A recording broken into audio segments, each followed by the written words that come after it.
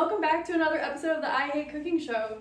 I'm your host, Meethy, and I hate cooking. I'm here today with Maran. What's up? Commissioner of Comedy Fight Club. Yes. The most iconic roast battle in New York City. How many years has it been running? September 11th this year will be our 10-year anniversary. Whoa. Yeah, September 11th, big day in New York City. It is a big day. Every Sunday at Lucky Jack's, 9 p.m. Thank you for having me. Of course, thanks for coming on. Yeah, absolutely. Today we're going to be making protein pancakes. This looks good. The pancake and the protein cancel each other out, right? I mean, the protein is still in there. That's true. A lot of times that is my diet, where I will go to the gym and then be like, peanut butter's got protein, so peanut butter M&Ms is kind of a high protein snack. The best workout is mental gymnastics. Is that what you tell yourself? All Matt does is mental gymnastics ever since he had brain surgery. Yep, I had brain surgery, and now mental gymnastics got a lot harder. The piece of my brain that's missing was supposed to not be there, so it's fine. You be the judge of whether or not the right part of my brain is missing or not. They're gonna be like, I think too much of his brain is missing. Mm-hmm. Yeah, probably. Alright, so we're gonna make these pancakes. I'm gonna link the recipe below. Yeah, this seems actually a little bit complicated. I just saw a food processor in here. Yeah. We got this. Okay, so what we have to do is blend the oats in the blender or a food processor until it reaches a flour texture. Add in the rest of the ingredients and blend until smooth. It's like a cup and a tablespoon of rolled oats. So yeah, Matt, what's going on with comedy? Matt is the New York Times comedian. Yes, I was featured in the New York Times because I did a roast against an AI bot. The New York Times was doing an article about AI potentially taking over art in general, talking about how AI could potentially do comedy. So they put into an AI information about me so it could write roast jokes about me, and I had to roast AI. The actual show part of it was interesting because then a bunch of New York Times readers showed up for the crowd, the audience. It wasn't like a great comedy roast crowd. There were other journalists there. Usually you want a bunch of degenerates in the crowd if you're doing a roast show. The AI saying a roast joke about me was, whoa, but I would say something mean about AI, and then they would be like, you're just being, I was being the bully. So I realized that and just leaned in and basically was the villain. And all AI voices are like Alexa or Siri.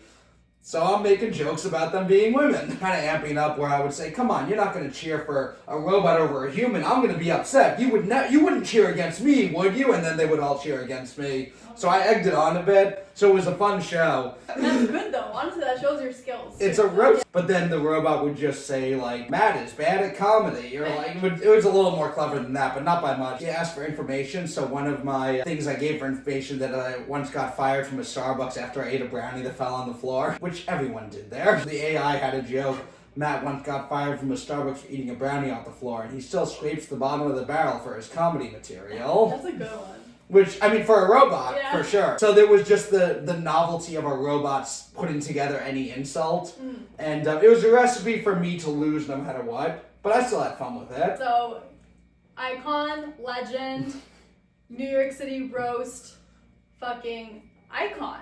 You know? Thank you. You are, yeah. I feel like when I you. think of New York City roast, it's you come to mind. Thanks. I will. Wait, let me blend this real quick. Close enough. Yeah. So Matt, where'd you grow up? Grew up in Queens. What part? Bayside, close to the Long Island border. I got all the diversity of being in the city and all the white trash of Long Island. That's how you get me.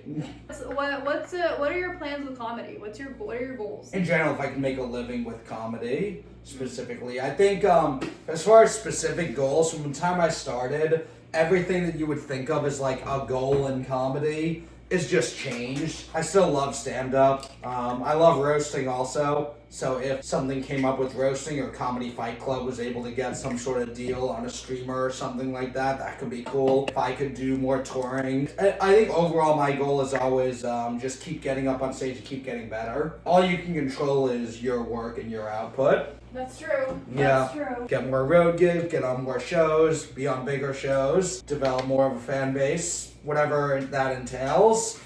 Would be what my goals are. So sometimes it involves doing things you're not necessarily in love with, like editing clips. There's plenty of comics who are just I hate doing editing clips. I just want to get on stage and get better at comedy. I'm you can do that, but no one's gonna know. People will get a lot of followers and that'll get them booked in really big clubs and big spots. They're not ready for it, they're not good, but also they'll get better because they have those spots. And if you get those opportunities and you keep getting up and you keep doing them, you're going to get better. That's true. That's a good point. Like, I mean, there's like things where like stand-up comedians at a certain level will have writers who help them write their jokes, but it still is them delivering the joke. I don't necessarily mind that. There's a little bit of like, it's show business. There's going to be a little bit of a facade. Yeah. The appeal of me saying a joke and you laughing at it is my personality of the joke. So if someone else wrote the joke and I paid them or give them credit for it, that's not really like as much of a violation to me. I actually don't like it when comics have ghostwriters. I think if you're getting fame and recognition off of someone else's jokes, you should credit them. My thought is always, if they want to go and tell people, that's fine, but they paid me, so I'm okay. Like, it's like musicians, when they have multiple people helping them write and create a song, Yeah. they credit them. So it's just tough because in like roast, it can be a live show. And also there's times where people friends just pitch jokes to each other. Specifically with roasting, I've written for a lot of people. Sometimes if I'm on my way to the show with someone else, I may say, hey, I have this person, what do you think about them? And sometimes they'll say something like, that's good, can I use that? It's not like someone's writing my entire set for me. They'll see some of the things I've said and like, why don't you say this? And they put something together that I hadn't thought of, that maybe I had some pieces to. Or they just thought of something that they can use because they're not facing them. And yeah, if it's good enough, I may say, hey, can I use that? Sometimes people have just full on paid me for writing them for a thing that's not televised, but on television, there is always like writer credits at the end.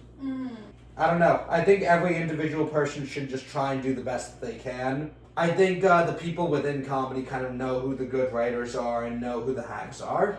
That's true. As you're around in any community, as you're around a community more, you get to know the people who you can and can't trust for certain things. That's true, yeah. And it's also fun, it's also interesting to see who people like vibe with, where it's like, I feel like that gives a good gauge of who a person is. It's like, alright, like... Yeah, you are judged by the company you keep. And generally people who are really good, trustworthy people don't surround themselves with bad, untrustworthy people. True. So the pancakes are done! Yeah. It was actually a very simple recipe. Yeah. I know we started off saying that we were confused. This is the, what is this? The syrup. Maple syrup. Is there protein in this too? No. I could add. Yeah, add some protein to the syrup. I did. Huh? I feel like really good. Good? That's not bad. Right? And there's protein in it. Yeah. Getting jacked. Oh yeah. These are flapjacks. Yep. And the jacked and flapjacked. There you have it, guys. Thank you for tuning in. We're gonna link the video over there. Thank you. Stay tuned. Please like, comment, subscribe.